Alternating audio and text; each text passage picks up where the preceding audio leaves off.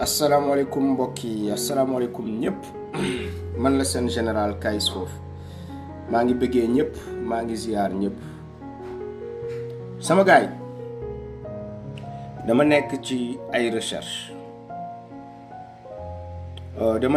recherche xam ngeen démb defaloon naa leen direct ma ne leen Sénégal indépendant wul démb defaloon naa leen direct ne leen le Sénégal n'est pas indépendant, n'est-ce pas? bu fekkee yéen a ngi rappelé wu sama direct bu démb bi maa ngi koy def ne leen Sénégal indépendant wul ñun suñu xeex bi pour que Sénégal am indépendance som na léegi dama leen indil ay preuve yu wane ni Sénégal amul indépendance dama bëgg ngeen partager vidéo ba Sénégal yëpp jot ko ok fexe leen ba Sénégalais yëpp jot ci vidéo bi s'il vous plaît preuve yaa ngi nii ni Sénégal amul indépendance xool leen lii gis ngeen fii ñu ngi fiy bind la communauté française de la 5e République, n'est-ce pas? Yéen a ngi lire communauté française bu 5e République, n'est-ce pas? Moo nekk en face de nous. D'accord? Léegi communauté française bu 5e République, qu'est-ce que ça implique? Regardez. Ça implique que dañuy lire si les Africains ne refusent pas la communauté il allait s'abstenir de lui donner. Léegi dañuy wax communauté bi lépp loo xamante ni communauté française bi moo koy contrôler, ok? On va y aller pas à pas. Vous allez tous comprendre que Sénégal amul indépendance. Tous les membres de la communauté l'ont appris autre pour l'indépendance. Ok. Léegi déglu leen fii ñu ne communauté day prévoir communauté française bi lu muy prévoir mooy xool leen fii souris bi fu mu nekk xool leen fii ñu ne la communauté au sein de la communauté état juste de l'autonomie s'administre eux-mêmes et gère démocratiquement et librement leurs propres affaires. D'une part, la politique étrangère xool leen mooy lu nekk di xew Sénégal France moo koy contrôler ñu ne suñu politique étrangère bu fekkee communauté française nga bokk France mooy contrôler sa politique étrangère France mooy assurer sa défense mooy lu xew base militaire française yi France mooy moom sa monnaie mooy lu xew franc CFA bi. La politique économique et financière ba léegi Sénégal amul autonomie sur le plan économique et financier. Celle des matières premières France moo koy contrôler mu ngi nii celle des matières premières. Le contrôle de la justice suñu justice bi ba léegi c'est subordonné à la justice française. L'enseignement supérieur bi tamit français yi ñoo koy contrôler. La communication lointaine télécommunication Orange moo koy contrôler constitueront un domaine commun. Il s'agit ainsi d'une institution de nature fédérale. D'accord? Titre document bi mu ngi tudd la communauté française bu 5e République. Communauté française bu 5e République luñ ci tënk loolu moo nekk di continuer dëkk yëpp yu génn ci 5e République bi dinañ leen citer mais Sénégal génnu ci xool leen partagez leen vidéo bi bu baax ñu ne l'article 76 de la nouvelle constitution prévoit également que des territoires d'outre-mer puissent choisir entre 3 possibilités. Garder leur statut, devenir ok. ñu ne le Gabon xool leen de dëkk yu ci génn Sénégal génnu ci benn yoon ñu ne le Gabon choisit en premier temps de devenir département d'outre-mer, ce qui est refusé par De Gaulle et son ministre de l'outre-mer. ok léegi dëkk yu ci génn ñu dem ci dëkk yu ci génn ñu ngi ni ñu ne le Tchad, le Dahomey, le Soudan français, la Côte d'Ivoire, Madagascar, la Mauritanie, le Moyen-Congo, le Gabon, le Niger, le Sénégal, la Haute-Volta deviennent des États membres. D'accord? Sénégal dafa bokk ci communauté française boobu, n'est-ce pas? Ils deviennent des États membres. Vous avez vu? ñu ne la Guinée française qui refuse la constitution devient indépendante dès 58. Moment bu Sénégal di rejoindre communauté française boobu Guinée bañ na ci dugg moom mu am indépendance depuis 1958. donc Guinée bañ na ci dugg mais Sénégal mu ngi ciy bokk mu ngi bokk ci communauté française nangul réclamer indépendance. Le président de Gaulle réagit en ordonnant aux fonctionnaires techniciens français de quitter immédiatement la Guinée. Les colons français emportent avec eux tout leur matériel de valeur, rapatrient les archives souveraines françaises et surtout les liens économiques sont rompus malgré les difficultés. Sékou Touré affirme plutôt la liberté de la pauvreté que la richesse de l'esclavage. On est d'accord? Vous suivez toujours, xool leen bu baax, je vous donne toutes les preuves que le Sénégal n'est pas indépendant. Ñu ne la communauté ne fonctionne pleinement que durant 1959. Dès avril 1960, les accords sont signés afin de permettre l'indépendance de Madagascar, érigée sous la forme républicaine. Madagascar a une indépendance sous la forme républicaine. Le 14 octobre 58, la Fédération du Mali regroupe le Sénégal, la République soudanaise, moom mooy Mali, Alors que la version originelle de la Constitution prévoyait qu'un État membre de la communauté peut devenir indépendant, il cesse de ce fait d'appartenir à la communauté. Mais Sénégal gagne aussi. Mali day gagne ci communauté mais Sénégal du ci gagne. OK? La loi constitutionnelle du 4 juin 1960 prévoit qu'un État puisse devenir indépendant et par voie d'accord rester membre de la communauté. Voici le cas du Sénégal. On a dit que le Sénégal est indépendant, mais il est resté membre de la communauté française. Ça veut dire que le Sénégal a une indépendance. Décision sur tous les autres plans, le Sénégal ne les prend pas de façon souveraine. France, il y a une décision comme monnaie, comme justice, comme la défense avec l'armée française et toutes ces choses-là. La loi constitutionnelle du 4 juin 1960 prévoit qu'un État puisse devenir indépendant par voie d'accord, rester membre de la communauté. La modification prévoit également qu'un État déjà indépendant puisse rejoindre la communauté, mais cette disposition n'est jamais appliquée. Les Hollenfi, là c'est la partie la plus importante. Dans le courant de l'année 1960, l'ensemble des États membres proclament leur indépendance. On est d'accord? Il y a qui suivre Belégui. En juin, la Fédération du Mali et la République malgache deviennent indépendants au sein de la communauté. Belégui ñu ngi ci biir communauté française. On est d'accord? La République centrafricaine et le Congo deviennent indépendants au sein de la communauté.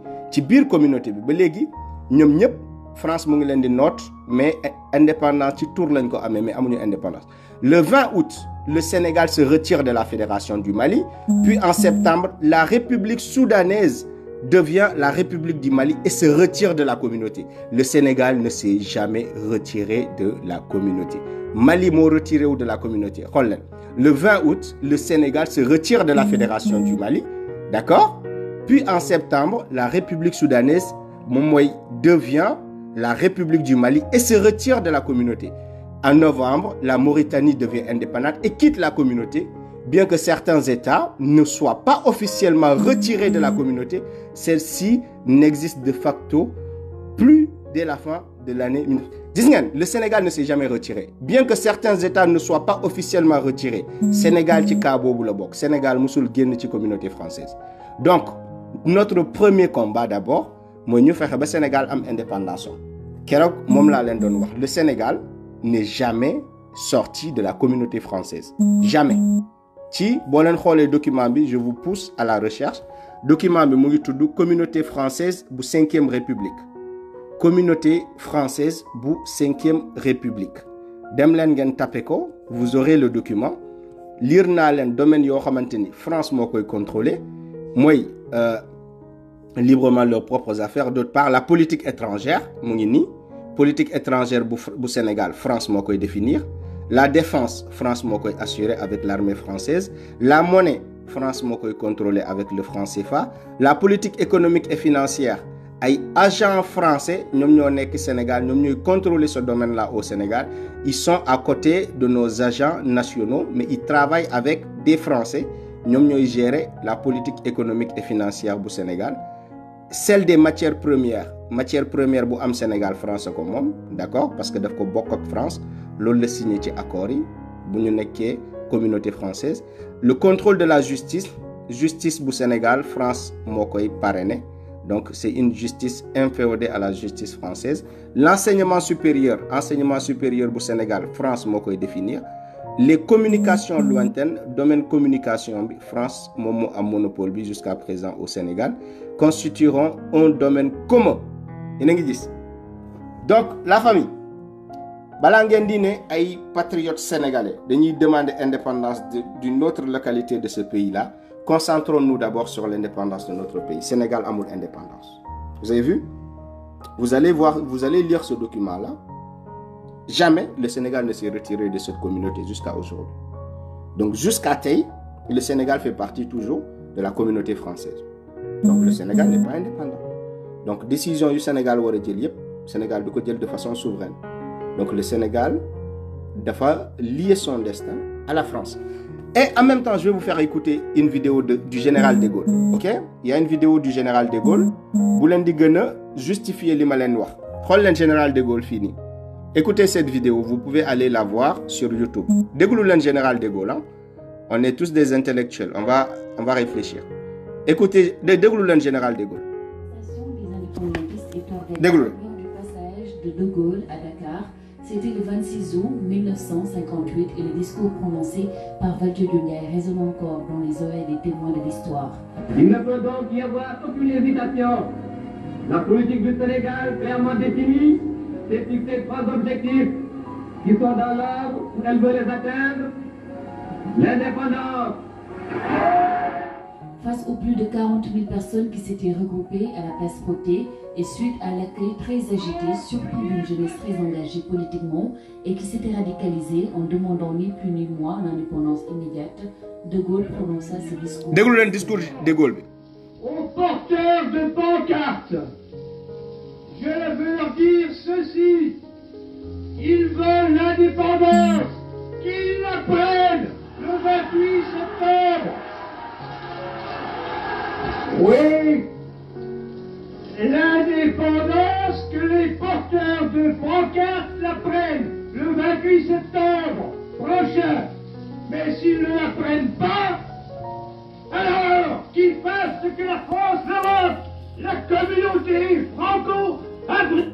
La communauté franco-africaine, ça nous renvoie à li ma leen doon démontrer tout de suite. Général de Gaulle dafa ne pays africain yépp yoo xamante ni bëgg nañ jël seen indépendance nañ ko jël le 28 septembre. Est-ce que date indépendance du Sénégal le 28 septembre la? Est-ce que la date d'indépendance du Sénégal c'est le 28 septembre? Déglu leen de Gaulle mu ne buñ ko nangul jël le 28 septembre, donc ils feront ce que la France a décidé, ils feront partie de la communauté française. De Gaulle mu ngi nii di ko wax discours bi. De Gaulle mu ngi nii di ko wax ci ay archives yi la bokk déglu leen nee na bu ñu ko jëlul le 28 septembre donc ci communauté française mooy li ma leen doon liiral ñoom ñëpp ci biir communauté française la ñuy bokk ku ko sañul jël le 28 septembre. Guinée Conakry moo ko sañ a jël ñeneen ñi yëpp dañoo ragal ñu ne ñoom ci communauté française bi lañ bëgg a bokk Sénégal mosu ci génn dégluwaat leen De Gaulle La communauté franco-africaine. Dégg ngeen la communauté franco-africaine. Franco-africaine, le 28 septembre prochain. Mais s'il ne la prennent, l'indépendance, que les porteurs de pancartes la prennent le 28 septembre prochain. Mais s'ils ne la prennent pas, alors qu'ils fassent ce que la France demande, la communauté franco-africaine. Vous avez entendu? 55 ans après, donc gis ngeen lii mooy statut bu Sénégal am Sénégal amul indépendance dañu jox indépendance boo xamante ni pour nax ñu la le 28 septembre De Gaulle bu mu koy wax képp ku sañ a jël indépendance on na ko jël le 28 septembre Sénégal mosu ko jël le 28 septembre Sénégal 4 avril mooy suñu datu indépendance. Donc 4 avril boobu lan moo fa xew daa fekk Sénégal bokk ci biir lu ñuy woowee la communauté franco-africaine Sénégal ba tey jii ci biir communauté franco-africaine la bokk te document bi ma leen woon nii la 5e république mu ngi nii fii nii déglu leen document bi ma leen woon la communauté française de la 5e république boo leen demee dina leen woon lépp loo xamante ni moom moo tënk dëkk yi nga xamante ni jëluñu seen indépendance à partir du 28 septembre. Donc vous aurez toute la preuve ici. Le Sénégal, vous ne verrez dans ce document nulle part fu ñu leen di ne le Sénégal s'est retiré. Mauritanie cité nañ ko ne la Mauritanie s'est retirée. Le Mali cité nañ ko ne le Mali s'est retiré. Donc dëkk yi retiré wu yëpp cité nañ leen mais jamais ils n'ont cité que le Sénégal s'est retiré de la communauté franco-africaine. Jamais le Sénégal ne s'est retiré. Donc sama gars yi affaire yi mbaa leer na donc lii moo tax ma ne leen balaa ñuy xeex quoi que ce soit il faut que d'abord ñu xeex suñu indépendance ñun amuñu indépendance. loolu dama bëgg à partir de tey yéen ñu may suivre yëpp ñëpp d'accord sur ce principe-là que le Sénégal n'est pas indépendant te bu fekkee indépendant na je défie quiconque képp kuy autorité ci réew mi nañu génneel document boo xamante ni signé nañu ni Sénégal am na indépendance ci loxo français nañ génnee ci archive bu Sénégal yi document boo xamante ni signé na ni Sénégal am na indépendance ci loxo français yi amul kenn ku leen di génneel document bi kenn je défie quiconque kenn képp ku may weddi ne Sénégal am na indépendance nañ ñu won document bu ñu signé ni Sénégal am na indépendance kenn du leen ko won Sénégal dafa am indépendance que doon non amul fenn fu ñu ko signé donc Sénégal ba léegi France ko moom moo tax lu neex France mooy am Sénégal lu neex France la Macky Sall di def lu neex France la Macky Sall di jël comme décision ba léegi Sénégal moomul boppam dañuy nax donc est-ce que wax jooju léegi leer na sama gars yi est-ce que wax jooju leer na? Donc je vous pousse à plus de recherches. maa ngi nii je passerai toute ma journée à faire des recherches pour vous trouver des choses. dinaa xool ci constitution française lépp loo xam ne moom mooy lu ñu noté ba léegi. mais en tout cas lépp loo xamante ni France mu ngi koy contrôler te ñu wax ko fii nii c'est toujours les mêmes réalités. La politique étrangère, la défense, la monnaie, la politique économique et financière, matières premières, le contrôle de la justice, l'enseignement supérieur, la communication lointaine constitueront un domaine commun. mu ngi nii boo xam ne français yi ñoom ñoo ko décidé. Est-ce que c'est clair maintenant la famille? Est-ce que maintenant tout est clair? Si c'est clair, donc à partir d'aujourd'hui xam ngeen lan mooy suñu xeex. ñu xeex ba Sénégal am indépendance am c'est notre combat premier. nañu fexe balaa ñuy bàkku di naan kii mooy pat kii mooy sénégalais kii du sénégalais Sénégal sax moom moo leen ko du seen dëkk France ko moom. donc balaa ngeen ni ne KS du sénégalais kii du sénégalais yéen ñëpp doo leen ay sénégalais ay français la nañu fexe ñu xeex d'abord luñ naxee suñu maam yi ñun ñu fexe ba loolu ñu dindi ko ñu jox ñu indépendance ñu bind ko ñu jox ñu ay documents. Bah, les intellectuels ne vont pas en parler parce que lu tax duñ ci wax xam nañ ni kenn ci ñoom amul document kenn ci ñoom gisul fu ñu bindee ni Sénégal indépendant na benn ci intellectuel sénégalais yi kenn ci cadre sénégalais yi kenn ci ministre sénégalais yi mënu leen génneel document buy wane le jour bu ñu signé indépendance su Sénégal kenn du leen ko won ni Sénégal indépendant na sur tous les plans. Je défie quiconque même le président de la République maa koy défier mu won ñu document boo xam ne bind nañ ko ni Sénégal indépendant na politiquement, Sénégal indépendant na économiquement, Sénégal indépendant na monétairement, Sénégal indépendant na sur le plan de la défense, Sénégal indépendant na sur le plan bépp plan bu mun ci doon. Je défie même le président de la République mu won ma document bu ñu bindee ni Sénégal indépendant na sur tous ces plans là amul. Sinon Sénégal du continuer utiliser franc CFA te ragal ci génn. Sénégal du continuer maintenir base militaire française yi te ragal leen dàq. Sénégal du continuer jël matière première yi suñu pétrole bi jox ko France te Sénégal nekk dëkk bu indépendant sur tous les plans. Sénégal du jox suñu pétrole bi France. Sénégal du jël lépp loo xamante ni moom mooy suñu politique économique et financière France di ko contrôler. Sénégal suñu constitution dinañ ko doon bind de façon indépendante du doon constitution boo xam ne duñ ko copier ci constitution française boo leen ibbee constitution bu Sénégal ngeen ibbi constitution bu France c'est la même chose ay mots lañ fa changer.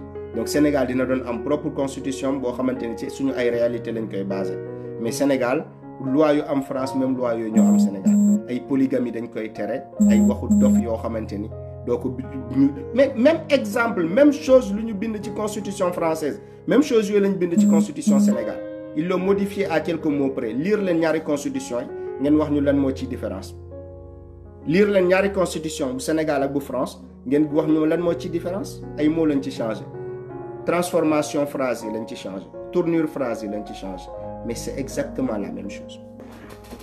Donc sama gars yi maa ngi leen di bëggee yéen ñëpp lii mooy suñu liggéey ñun lépp loo xamante ni rek mën nañ ci gëstu pour indil leen ci ay leeral ñu def ko pour que askanu Sénégal xam ne vraiment suñu maam yi lu ñu doon xeex ñun xeex boobu lañ nekk ba léegi am suñu indépendance parce que dañ ñoo nax 4 avril ñu indil ñu poisson d'avril ñu ne ñu da ngeen am indépendance te fekk kenn mësul gis document indépendance boobu ñii di wax ci télé yi ñii di wax fépp journalistes yi ñaan naa leen benn affaire képp ku waxati ni Sénégal dafa moom boppam laaj leen ko document askan bi laaj na document buy wane ni Sénégal indépendant na sur tous les plans képp kuy journaliste Sénégal boo invité ay ministre nga invité ay autorité ñu ne la Sénégal dëkk bu indépendant la nee leen ñu génneel ñu document buy wane ni Sénégal am na indépendance sur tous ces plans que je vous ai cités plan monétaire plan militaire plan économique plan financier fépp nañ leen woon ay preuves sur tous ces plans là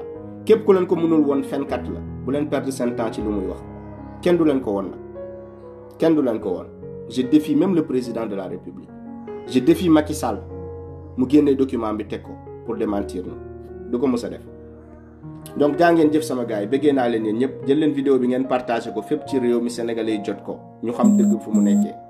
Je vous invite aussi jox naa leen source bi source baa ngi nii dem leen xool communauté française bu 5e république ngeen dem vérifier information yu ma leen jox dem leen xool communauté française bu 5e république ok di ngeen gis d'accord vidéo bu ma doon seetaan sànq mooy le discours du général de Gaulle bu muy demander aux Africains pour ñu jël seen indépendance le 28 septembre Sénégal jëlu ko donc discours général de Gaulle boobu tamit mën ngeen ko vérifier fii di ngeen gis ci communauté française bi ni dëkk yëpp yu ci génn boo leen ci gisee rek ñu bind ci turu Sénégal nee leen ma fenkat nga boo leen gisee fenn fu ñu bind ni Sénégal génn na ci communauté française boobu ñoo leen ngeen ne ma fenkat nga bu leen ma déglooti.